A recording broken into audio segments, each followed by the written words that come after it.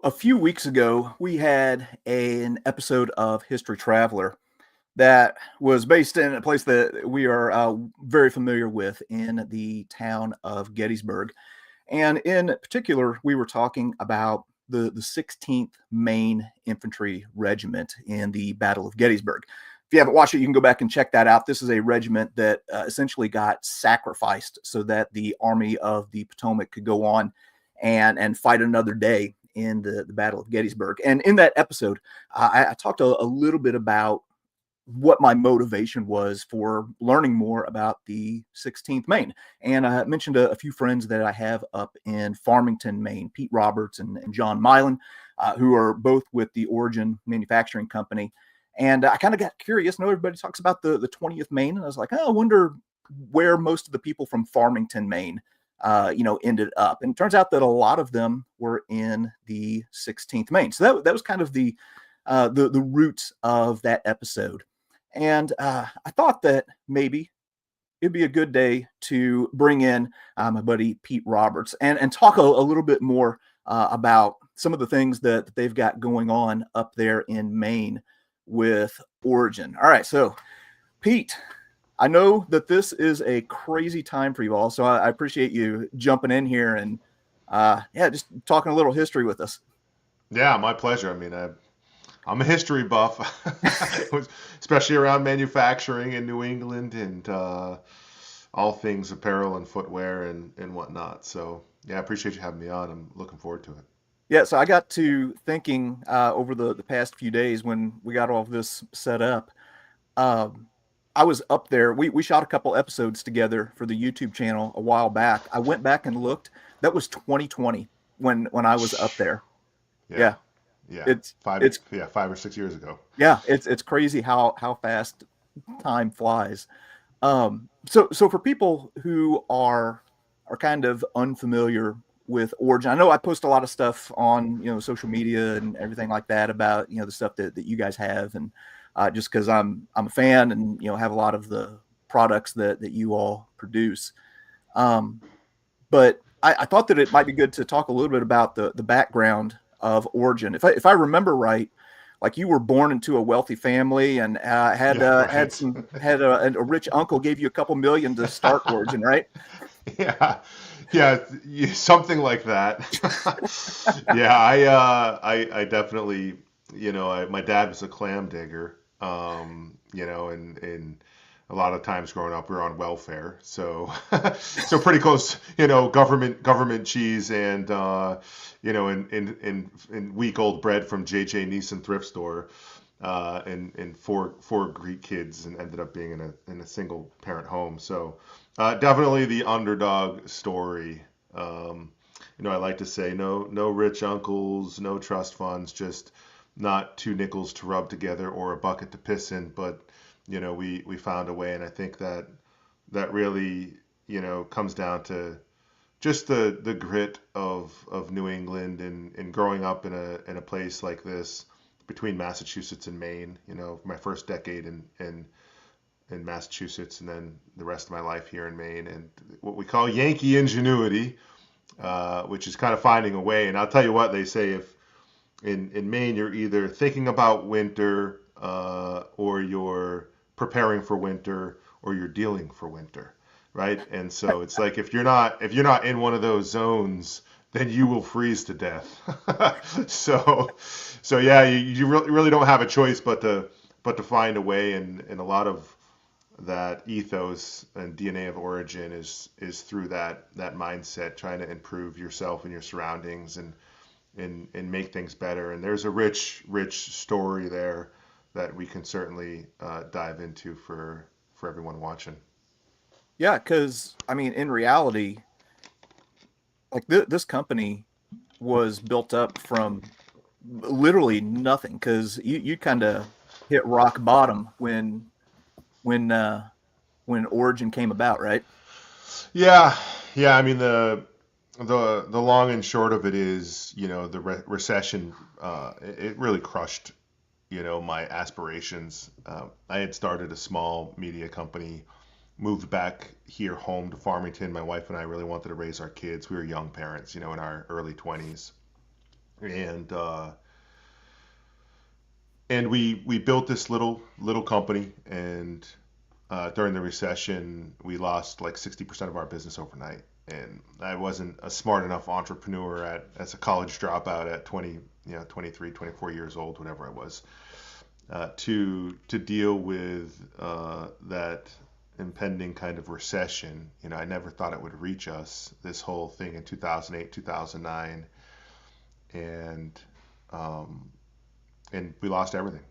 We were able to keep our home at that time. It was just a small, little timber frame kind of home cabin, I guess you could say, a little 1,000 square foot home, and we were happy, but we ended up having to sell off every part of our life that was worth anything, and you know ended up again on state aid, welfare, and which I crushed me, and I was like, I need to figure my shit out. And when I started to look at like this invisible monster at the nape of my neck, um, I decided that the only way to fight that was to fight back through hands in daylight, through making, and the process of making and building.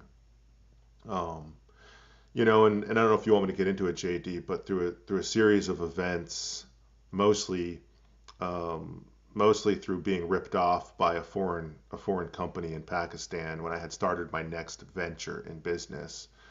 Um, I discovered they were ripping us off, and I was like, the only thing to do here is to build a factory. And that's my father-in-law, Joe Parody. He and some other friends helped me cut a bunch of trees down in this forest kind of behind my house here, and we had a bunch of either hemlock or white pines sawn out into big timbers, and we did this like old school barn raising, and we built this little timber frame factory just out in the woods here in Maine, and that's all rough sawn lumber, super heavy, green. They were probably still growing by the time we put this up. I didn't have any money really, and so I negotiated deals that I would pay for the lumber company, that the sawmill. I had a sawmill do this. I'd pay them. I'd pay them later on. The guy that came in concrete, I'm like, I'll pay you cash. I just need some time, and I just did these New England handshakes. Just folks trusted they would get paid, and we erected this factory, and found two old LL Bean, Singer sewing machines from like the World War II era, and started up a generator and started sewing stuff. And that was the origin of origin. Um, yeah, and we started with nothing. There was no capital. The bank wouldn't give us any money. This naive idea wasn't only naive, but it was high risk for any type of bankers to get behind. And I had already gone into debt during the recession for my last business, and so I still owed them tens of thousands of dollars that I actually left there. I left that money, that line of credit open, until for like 10 years, just as a reminder to never make that mistake again. But we went and rescued old machines, um, and discovered an old loom, abandoned loom, and we just spent fall and winter kind of building this little factory, and then resurrecting this loom, and bringing it back to life. And of course, the core of this was jiu-jitsu. We were manufacturing jiu-jitsu apparel. That's Mackenzie Dern. She's the UFC champ now. Um, but yeah, it was quite an adventure. Still is quite an adventure, really. I mean, we haven't really stopped. We're since that date, of inception, and the way that we've grown, like we still have been able to stay private. Myself and my partners, Dedeco and Jocko Willink, he's a former Navy SEAL and New York Times bestselling author, and in Kip Fulks, and another partner, Brian Littlefield, in our nutritional division. So a bunch of black belts around me, and um, we basically built a company like we train jiu-jitsu, which is just timing and balance and leverage and angles and when to tap out and when to apply pressure and when to feel the pressure and escape and when to push like this loom, pushing it back into existence. So Yeah. uh, yeah, So the video that we were just looking at is on the Origin USA YouTube channel. You can go check that out and see, some of the roots there. yeah, Also in that video was your wife, and I want to talk a little bit of history here in a second. But yeah. here's the impression: like your wife is part of the company and everything. And you can correct me if I'm wrong here. The impression that I get is that in your relationship, Amanda, like you're the kite and Yep, Amanda is the one on the ground holding the string. pretty much. Is Yes. would that be an accurate way to put it?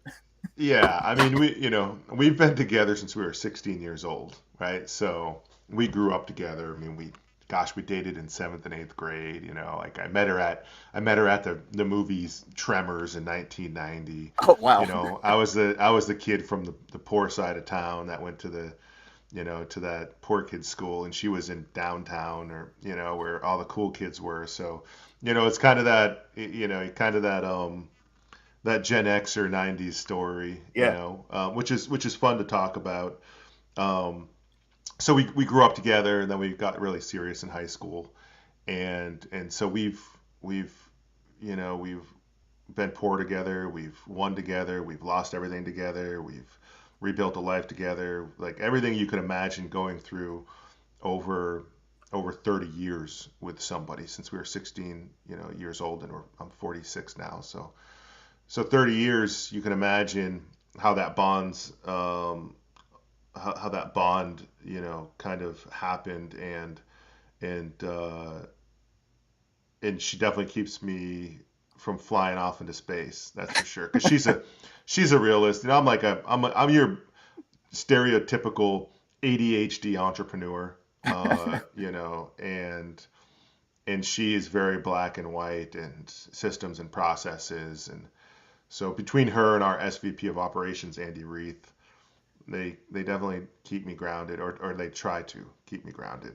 Yeah. So yeah, So and the one businesses are big businesses. Origin's a big business, and my other company, Jocko Fuel, is a big business. So yeah, they're not small companies, and they were both built out of that little factory in the woods behind my house. So it's amazing. yeah, So one of the things that I really like, about the company is you all aren't just selling products. Like there's a deep connection to history. I want to show something here yeah, real quick. So this is something really interesting that you all put up on your social media just a few days ago, talking about the history of beanies. And I had yeah, never even thought about this before. So yeah, it kind of goes into how original beanie was the what we know as a beanie now was with the Navy during World War II under the name of watch cap. Okay, was originally navy blue, faded to black from the cold. Even goes down into like the leather patches and the tags and how it had people's name and service number. And I found this just deeply fascinating. I yeah. used to have one of your beanies, but I was on a trip with some World War II veterans in Europe, and there was one of the veterans whose head got cold, so I gave him my beanie, and then he, Nice. he liked it so much that he just kept it. Kept it. Uh, but anyway, you Yeah. all have a really deep connection with history in all kinds of different realms. I'm assuming that's an intentional decision that Yeah. you all have made. Yeah, and the beanie's a cool little example. I mean, a stronger example would be like blue jeans or footwear, right? And those two things that we resurrected. And so this mark here, this is a wave, Uh-huh. and we call it the wave of freedom. So it's like um, we have to reshore kind of the machines first. Like that's the first thing Origin has done. We reshored the machines. We then had to kind of just reclaim the knowledge, right? So we had to find the old timers to show us the ways and reclaim the knowledge. Then we had to restore the machines in the factories. And so it's a renaissance of manufacturing. So this wave of freedom is kind of, it's that whole idea, the reclamation, the renaissance, restore, reclaim, like all those words kind of plug into that. Why? Because Origin functions as a company that would have thrived and helped a world war, right? Because the way we make things is the right way. So we don't make fashion, we don't make fast fashion, we don't strip out materials and thread weights, and all the hardware and trims aren't cheap. They're overbuilt. Everything we make is overbuilt, and that can be good and bad. It can be really good for the consumer because you might have a pair of jeans that is 5 or 6 years old and still functioning, right? And instead of wearing out in a year, and that can be bad. I guess not bad, but we want you to consume less. Like we don't want consumers. We're fighting this fast fashion landfill thing, Yeah. and like if we can just give people what they were used to having in World War I, World War II, and we overbuild that stuff, and then if there ever is a call to arms in Origin as a brand, we need to activate our factories, our 3 factories. We can also do that. So we had to kind of reclaim that knowledge on how to make tough stuff. Like everything we make, kind of would survive in the trenches. Like it's that durable. All the materials that we knit and we weave, which is 100%. We do that in America. We don't like import fabrics. It's Texas and Tennessee Delta cotton, and all the materials just come from the ground beneath our feet, even the ore for our rivets and buttons and stuff. So that's a really unique position. But when you look at like the history of, let's say, the most iconic thing in America is blue jeans, is denim Yeah. blue jeans. And gosh, I can talk for hours about blue jeans because I spent 6 or 7 years, 6 years traveling around the world, 7 countries, over 6 years, sometimes multiple. I've had to go to France 3 or 4 times. I went to Italy. I went up to Scotland, down through England, through Liverpool and Manchester, and I met with historians, curators of museums. Like I went and met with all these people and traced the history of blue jeans back through time, and we're kind of rewriting the history, but blue jeans is one of these things that is such a iconic American thing that the world adopted as like the ideology of America, and this ideology of freedom and the West, and the funny thing is it was before World War II, for the folks, these soldiers, these warfighters storming the beaches of Normandy in World War II, which had blue jeans on their backs. That was their weekend wear, right? It was blue jeans, and so they had in their backpacks they had their blue jeans. When they went into Japan, they had blue jeans, and that's why Japan adopted blue jeans. And the whole Japanese denim thing came from those World War II warfighters occupying, Germany and Japan. So, but before that, it was actually another revolutionary named Giuseppe Garibaldi who united Italy, who Okay. blue jeans was his uniform. He wore blue jeans, and he basically had an army of like 1,000 men he pulled out of Genoa, and his blue jeans are sitting in Rome in the Risorgimento in Rome on the top floor. You can go and find his jeans. They're behind a glass case, which Really? is crazy. Yeah, yeah, yeah, So yeah. It's technically, wild. so technically, it's not a Canadian tuxedo. It's an Yeah. Italian tuxedo. Yes. Technically, Jean, it wasn't Jean. It was Gene. That's what was stamped on the box. But Uh-huh. Gene was actually Genoa. It was fabric from Genoa, Italy. And so Interesting. and so they put Jean on the box. They came to America. Hey, I want a pair of trousers. oh, this is a good fabric. This is a fabric from Genoa. It's called from, or they'd say of Jean or of Nimes, France, de Nimes, France, right? And so you have denim and jean. One's a little bit heavier than the other, but the same. It's virtually the same thing. It's an indigo dyed Interesting. fabric. Yeah, and so I went and I actually I went a deep dive. We're making a documentary on this, but I went down the rabbit hole.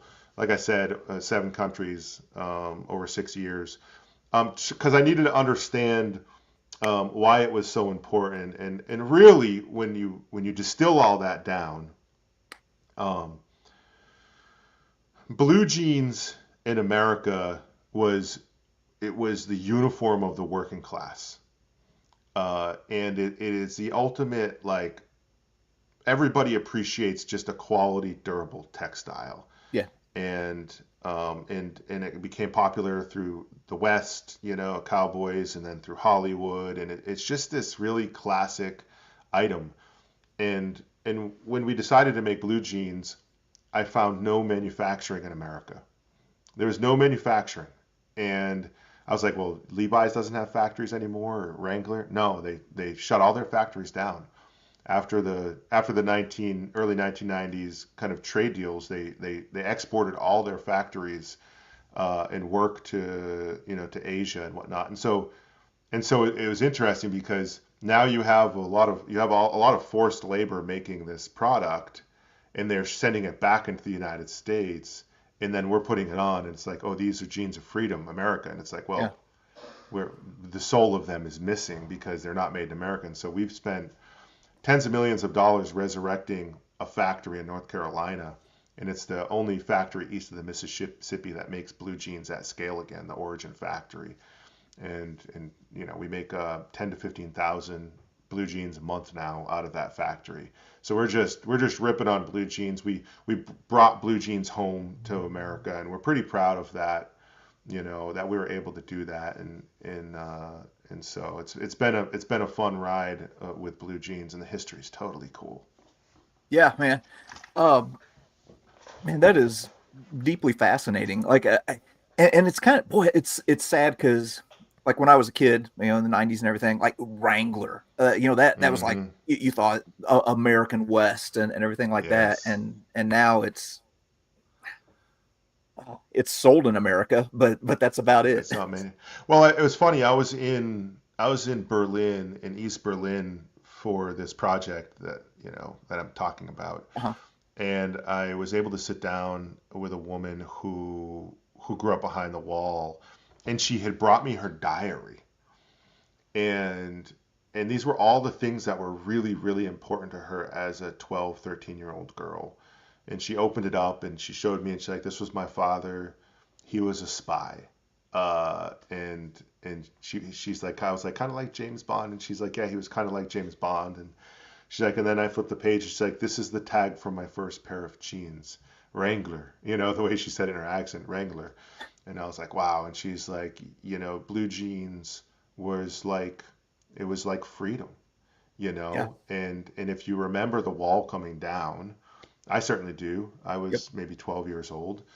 Um, all you saw was folks in jeans, jean jackets, jean and blue jean pants, and they were like wielding these sledgehammers, just smashing that concrete wall. And for me, it was the first time in my young life I saw freedom unfold, and I was Yep. like, I didn't know what was going on. Why are people crying? Why are they so upset? Why are they hugging each other? Why is And David Hasselhoff up on the wall singing in his yeah, blinking jacket? yeah, freedom. This is what freedom looks like, and this is what blue jeans represent.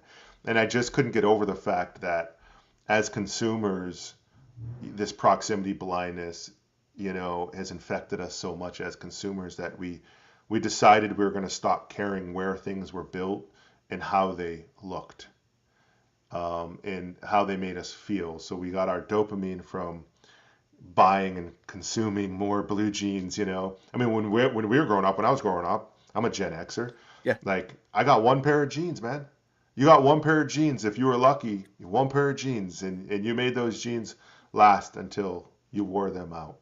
And it's a different kind of climate these days. And part of Origin's mission is to help course correct that. Like, let's go back to that other mindset where you had a quality item, and when you were done with it, you could thrift it because it's still usable and durable and ready to go for whoever wants it next. So that's what we focus on at Origin, and this manufacturing, this crazy manufacturing thing, like bringing footwear manufacturing back to Maine. Again, another story of Yeah. Bashu leaving and shutting their factories down in my hometown, and we're able to bring all that back too. So this reclamation is very important to me, and Origin and the wave of freedom, and this idea of being built by freedom is my mission and my purpose. So I obsess about it. So I was up there, back in 2020, and you and I spent a couple days together, shooting some content and everything. You took me over. I think it was Jay. I think Yeah, was the town Jay. that we went Hmm. to, and there was this old brick factory by a river. Yeah, If I'm not mistaken, I think it's since been torn down. yeah, Um, yeah, but we were standing there, and this was a place I don't even know what they made at that, in their past. At one point, this was a factory that was really humming, and when we were there, it looked like something off of the set of The Walking Dead. yeah. Uh, what happened in Maine, as far as manufacturing? Because I like you just mentioned, like, shoe manufacturing. Maine was once kind of like a hub of footwear. Yeah. Yeah, I mean, it's fun. It's when you think about the history, like, and I'm going to bring this full circle, but Sure. a lot of Washington's soldiers during the American Revolution didn't even have boots and footwear.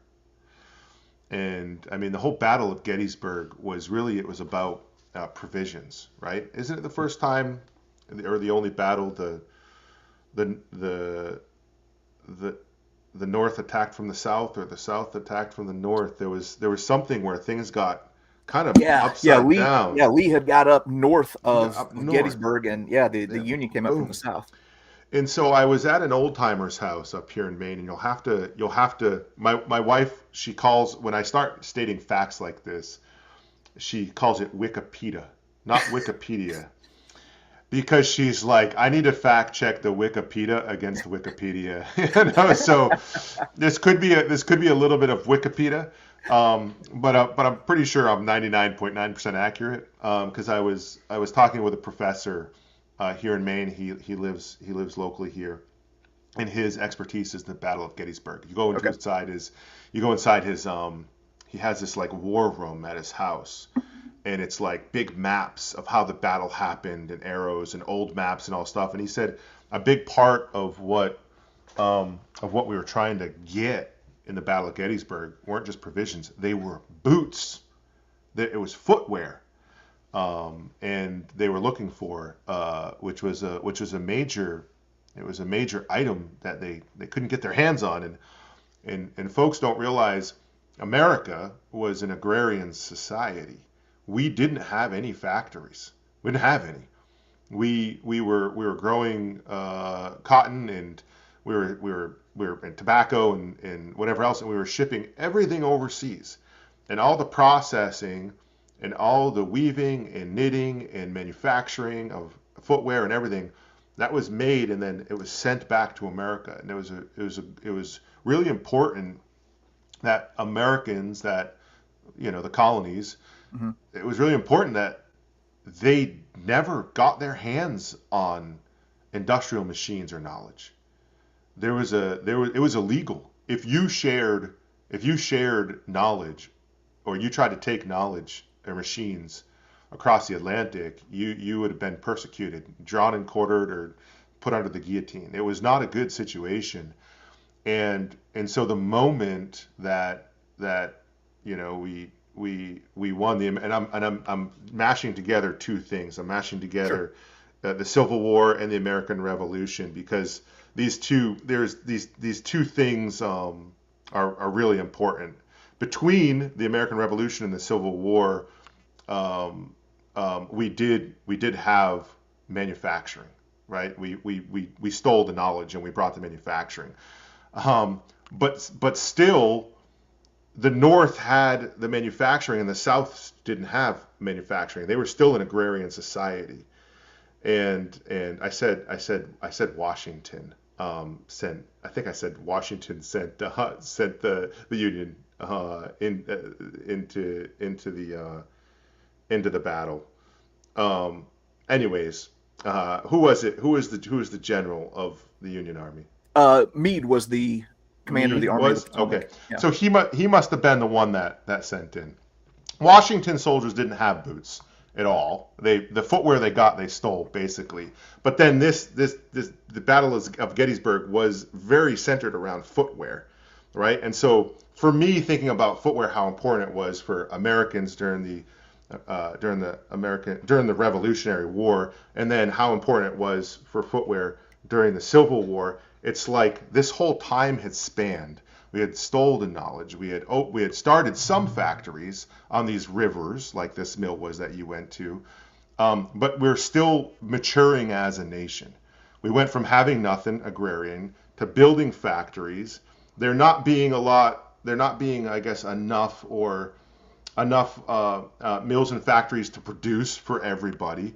The South is still just raw materials, and the North is turning those raw materials into things. And so the fight was also about resources too, right? They're like this resources. It was resources from the beginning. It was resources in the middle, and it's still resources now. The point I'm getting at in all of this is it's still about resources and the ability to get things and make things. Except for America, what we did is we forgot what we fought for in the American Revolution. We forgot what we fought for in the Civil War, and then we gave it all away. Like we gave all of that away, all the knowledge, all the machines, everything we fought for, we gave away, and we turned into just consumers. So, anyways, I digress.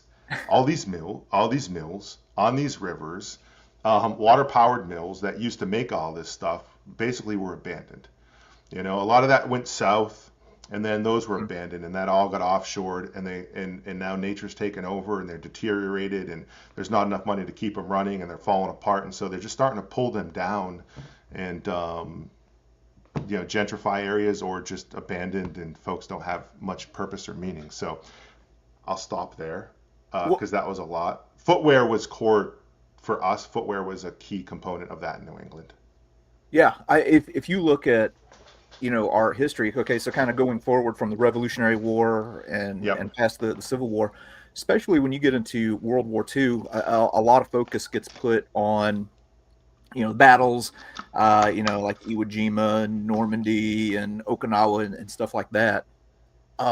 What is a significant factor in winning against the Axis powers is one, man, our manufacturing just went It's into huge. overdrive, and second, while all of that fighting is happening on the ground, we've got bombers that are going in that are just Hmm. breaking the back of German and Japanese manufacturing, targeting oil refineries and ball bearing plants and Oh and yeah, everything like that.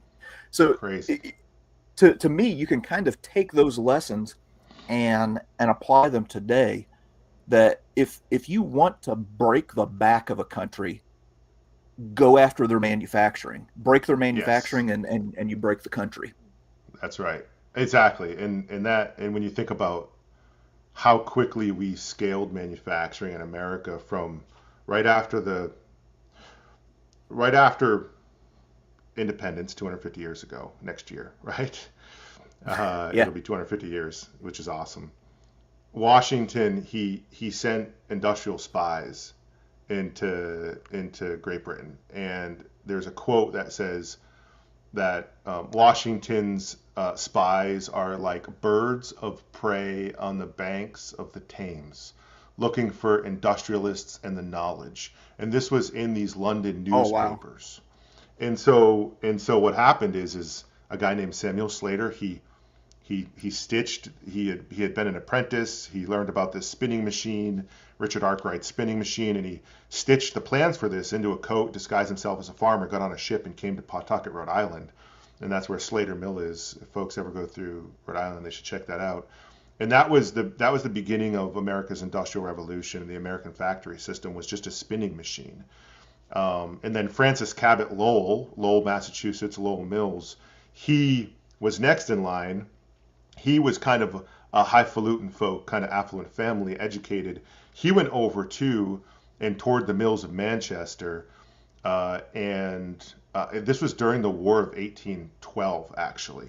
Okay. So 1776, then the War of 1812. Sam Slater brought some of the spinning knowledge over, 15, 20 years later. You can fact check that. But then Francis Cabot Lowell went over to see these power looms in these new mills, and they stopped him on his way back, and they detained him. I think it was for at least a week. They went through his ship, looking through everything to make sure he didn't steal any knowledge. He came back. He had a photographic memory, and he was Wow. able to help rebuild this power loom out of his head. And so those two like inciting incidents springboarded America's kind of manufacturing. So if you look like 1812, and then you go into like over the next 50 years, all these mills got built in New England on the rivers in Lowell, Massachusetts, a Muskeg mills in New Hampshire, which all the denim was woven at a Muskeg mills. The Lowell mills, obviously, my great yaya, she worked at the Lowell mills in Massachusetts. And in Maine, we, again, woolens and cotton, we wove, and we also made footwear. And all the looms were made in New England. All the Draper looms were made in Hopedale, Massachusetts. So, like, all this industrialization, it happened. But, and of course, the North had all the manufacturing power now, right? Yeah. We had all the industrial knowledge. And it was only a matter of time before that got pulled down to the South. And then through World War II, we still had such a strong manufacturing. It was strong manufacturing. We had so much great manufacturing, but using all of our own materials now. And I know, because I talked to somebody in the federal government, I know now there's two tanneries left that can tan the leather for America's military, two. And if we went to war and our borders shut off, which hopefully that never happens, but let's say we couldn't pull any raw materials from any other country, only use what we have here in the U.S., we'd run out in like 2 months of the footwear and apparel that we Oh need. my So gosh. it's really fragile. We're hanging on by a thread. Um, yeah, it is dangerous too. We would find a way because we're rebels. We would find a way to figure it out. And factories, I'm sure, would tune up. Like we'd build the tanks and planes and everything. But gosh, we sure as heck don't have the knowledge that we used to have during World War II. Um, I don't know. We're just not as resourceful as we used to be when it Wow. comes to that. Yeah. I'm going to address a quick question that I saw Yeah. pop up in the chat here. It says, I've heard JD praising the brand. Sounds like an amazing company. Do you ship outside the US? Uh, I have kind of a funny story that might answer that question. I was over in Normandy a couple of Yeah. years ago, and there was this guy from Eastern France, right close to the German border, that came up Yep. and started talking to me. And he said, "Hey, look," and he pointed down at his feet, and there was he had a pair of Origin boots on. That's And he said, "I awesome. saw you talking about these boots, and I had to have them." He said, "It cost me a lot of money to ship it, but," he said, "it was totally worth it." Yeah. Yeah, we get a bunch of orders from overseas. It's less about people are if in my travels, uh, in my travels, what I've discovered is that it's not just America that has felt the impact and the hollowing out of kind of the loss of manufacturing. From the tip of Scotland down through the UK, down through France. I mean, I went down through southern France, and there's a guy in Nîmes, France, Day Nîmes, bringing blue jean manufacturing back to France, and down through Italy.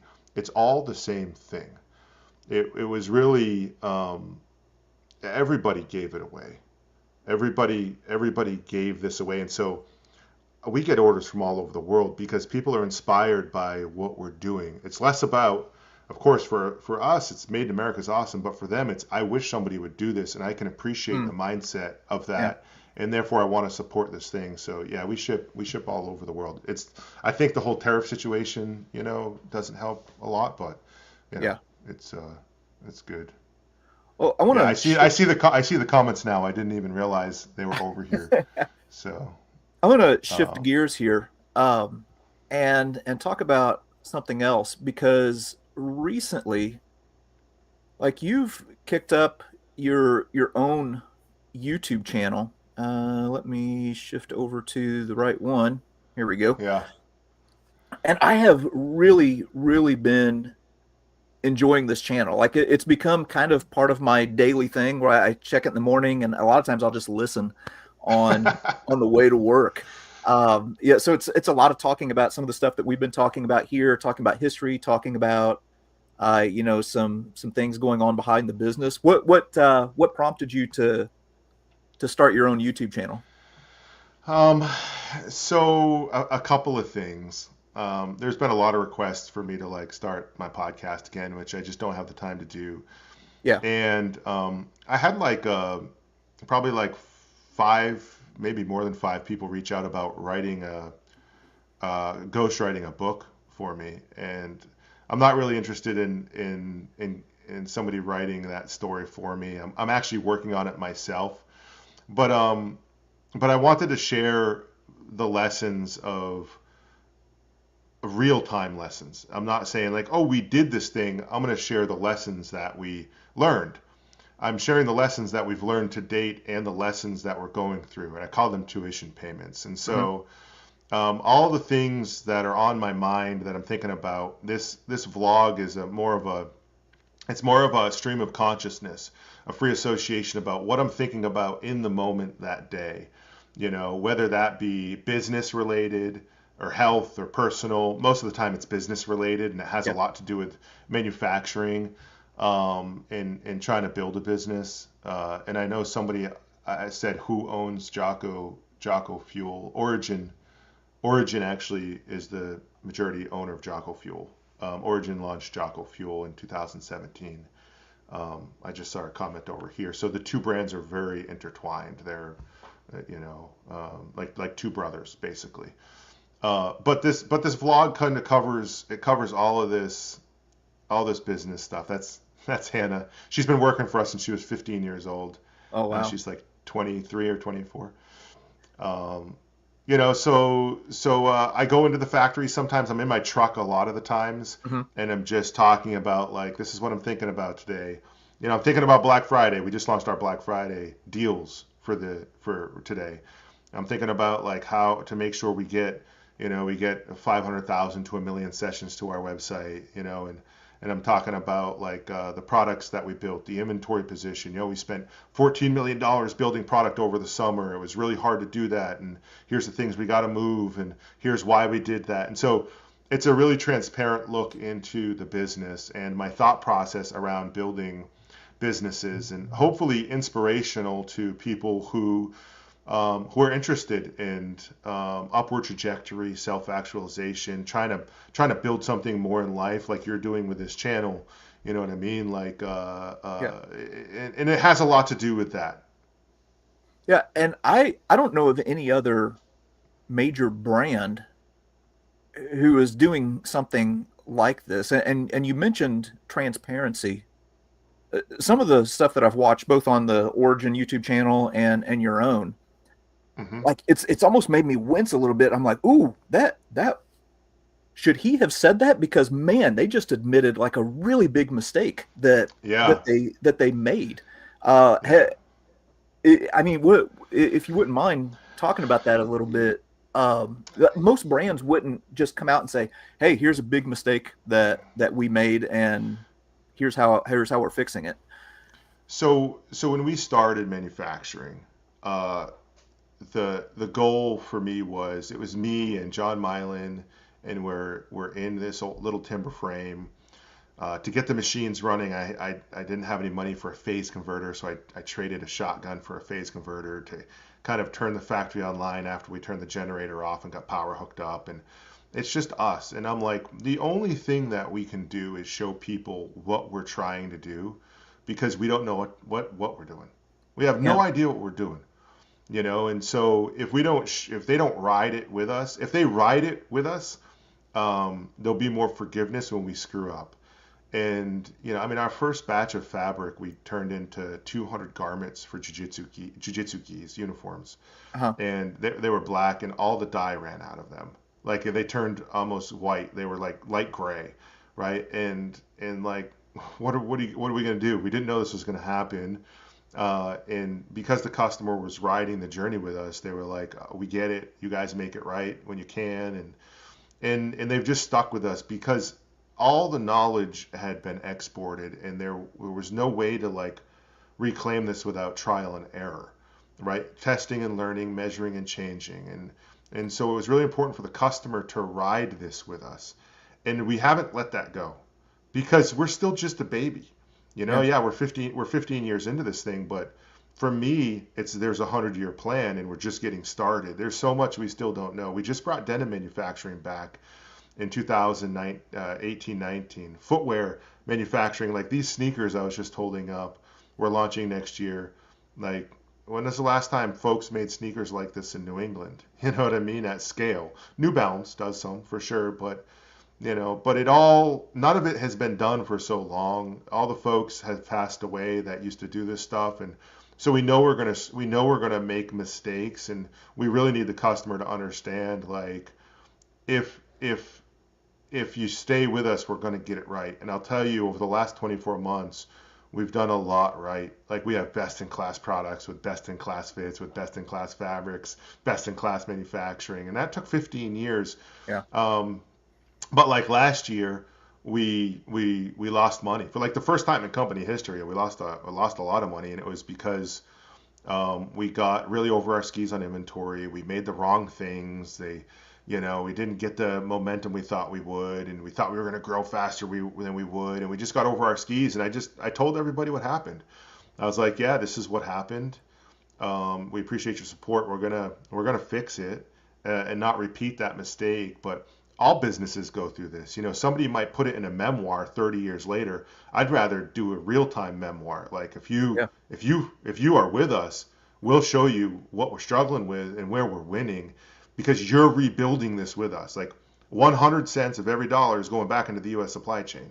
It ain't 50 cents is staying and 50 cents is headed over to India or China or somewhere overseas. It's staying here, and so it goes back to a farmer ultimately, a cattle rancher, a cotton grower. I saw a question right there. What was that one, JD? Oh, it was just a comment saying I think average Americans relate well to the mistakes made because we all make them. Makes you Yeah. much more real to the customer, and I would echo that. On the surface, like if I was in your marketing department, I would probably Hmm. cringe a little bit. I'd be like, ooh, man, maybe we shouldn't be that transparent." But I know, like on my end, I look at it and I take interest in it, and I'm like, man, these guys are real. Yeah. Um, and I personally, I appreciate it. So I don't know while how we're much. I don't know. Sometimes I think my partners get annoyed. They've never said anything. They've never said anything like, you shouldn't share so much. I think they respect and appreciate and and trust and trust that. I think that's really important. Is when they think about, like, whatever Pete, he's got a different style, yeah, and I think that's important. A lot of people would hide these things. That's what's wrong with the world we live in. You ever heard this term greenwashing? It's like, mm, look over here. I'm going to tell you how much water we saved by making jeans this way. Look over here, but all that pollutant still went into the rivers and killed all the fish, and and was made by forced labor, right? This is greed washing. The real word for me is greed washing. And so instead of doing anything like that, I took people into our dye house. We own our own wash facility and dye house, and I'm like, this is from the 80s. It's old. We renovated it. We put new stainless TIG welded, high pressure system in. We're still not where we want to be with recycling water. It's going to cost $1 million to put reverse osmosis in to capture waste. But the town and their wastewater treatment has brought new infrastructure into the road, which we met. but it's still not where it needs to be for modern Mhm. day. As we scale, we're going to make these investments. Here's where we're spending your money.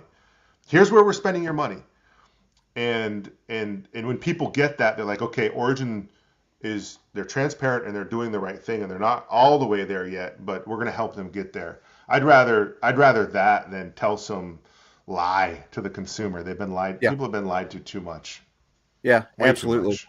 So while we're talking transparency, a lot of times I'll post stuff, and just transparency on my end. Anytime I post Hmm. something with Origin, people, will say, "Oh, well, you must be getting paid to say this." I post stuff that I like. So sometimes I post Right. a picture of a Chick-fil-A sandwich just because I like Chick-fil-A. Yeah, I yeah. like you guys. I like what you're doing. So I post stuff.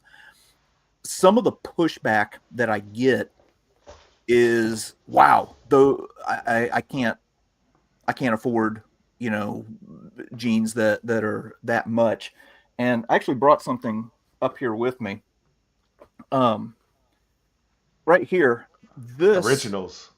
Those are this originals. is one of the original runs of factory jeans Yeah, that I got back in 2020. yeah. So if people go back and watch the episode that I did at Andersonville, that was the Hmm. first time that I wore these jeans. And after that, like jeans, I'm one of those guys that I don't think you have to wash jeans every day. So, I'll wear them for Yeah. 3 or 4 days and then wash them and Me stuff like too. that. And for Yeah. like a solid year, I wore only these jeans and have had them for the past 5.5 now. And if you look right here, you're starting to see some wear Yeah. You along really warm. You really along the warm. pocket, and there's some wear along the bottoms.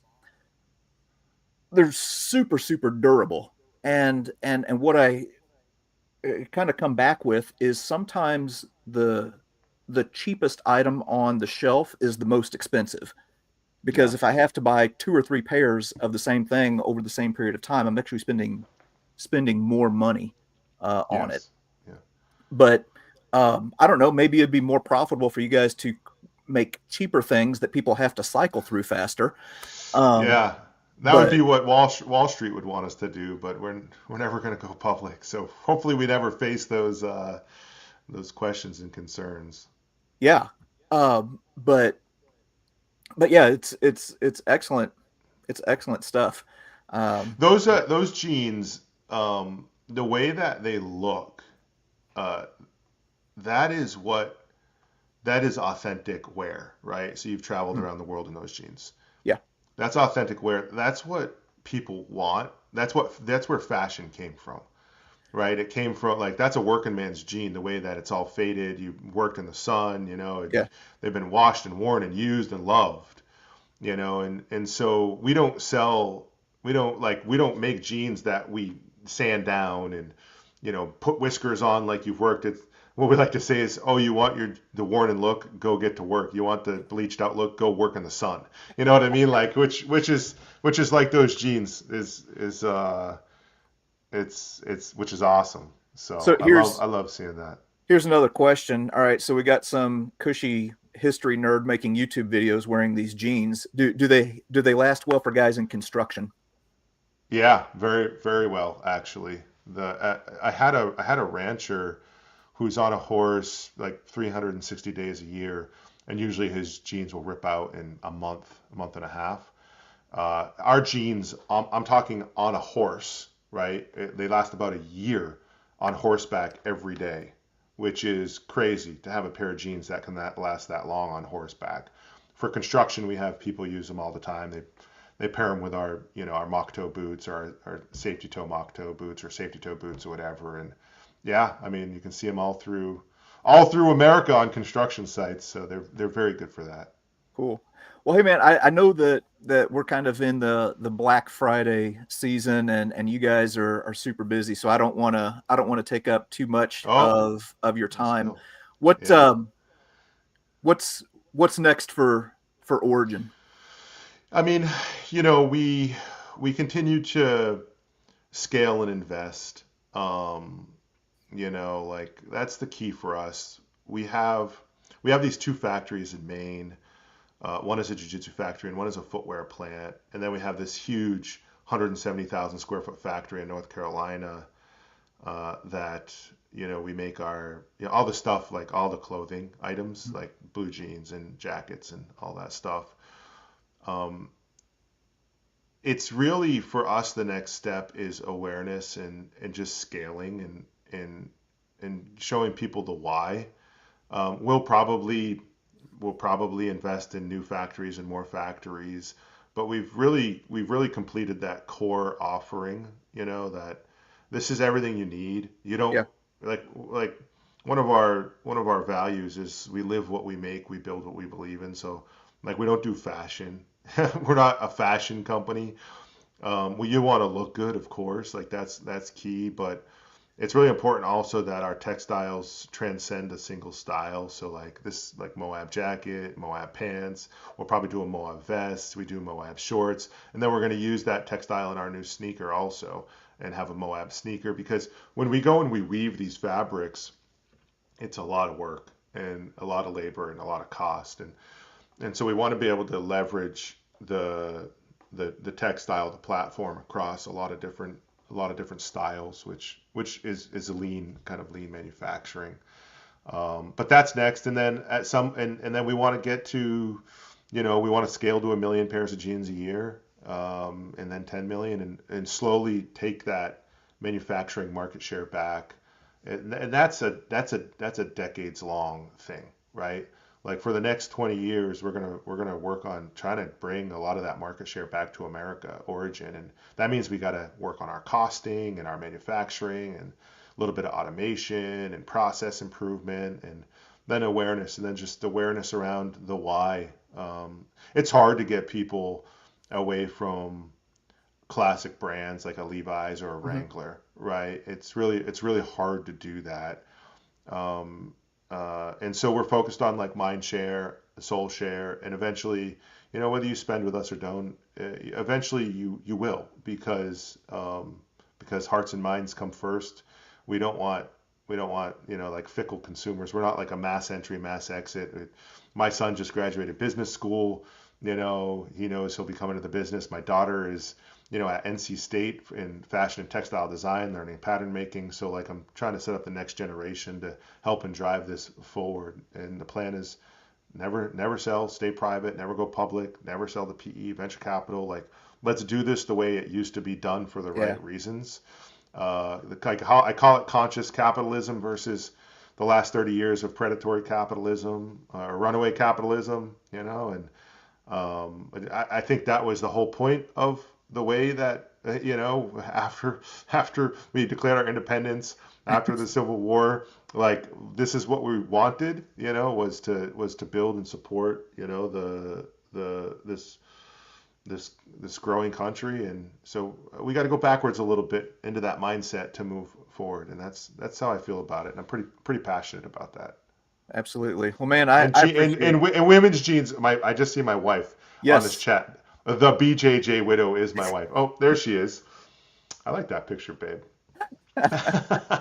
So the BJJ widow is fighting for women's jeans, which are coming in May, and of course a women's line will be tremendous. So I know somebody posted on this like, is this just an ad?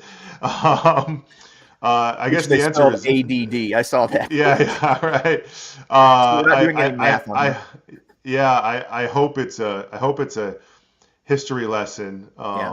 and also that you're aware of the movement now, whether you decide to shop with us or not, you at least know the story, and Yeah. that's what's important. That's what's important to me because that's going to stay with you forever, and I hope you share that with your friends and family and proliferate the message um, and if you are interested, we are doing our Black Friday sales too. So Yeah. Well, man, I mean, I have a closet full of clothing from all over. There's some clothing that I put on and it's just functional or whatever. When I've got some origin stuff, like it feels like I'm connected to something deeper. So I mean, I Yeah. appreciate what you and Amanda and the crew there at Origin are doing, and um, yeah, encourage other people to check out originusa.com, where you can go. And Yes. for those who think that the jeans are a little bit expensive, this is a good time to jump in and get your first pair of Origin jeans this Yeah, weekend. it is. And the cool thing is when you make the amount of stuff we do, we make 200,000 pairs of pants a year right now. You're going to only hit a 98% first quality level. And so we have a couple thousand pairs that we're selling at a big discount right now, just for Black Friday. Stuff that's been sitting in the warehouse, uh, and so that's like $60. Like come on now, like we're losing our shirts on that. So yeah, this is if you want to try the brand, and I promise you, once you try it, you'll get addicted. So be cautious of Absolutely. that. Absolutely. All right, man. Well, yeah, I won't take up any more of your time. Thanks for carving out a little bit of time this morning to jump in and talk with us. I appreciate you, JD. Appreciate everybody that got up early this morning to watch, and please, everyone, have a great Thanksgiving and spend time with your family. And again, appreciate coming on the channel and the invite. All right. Thanks, man. Thanks.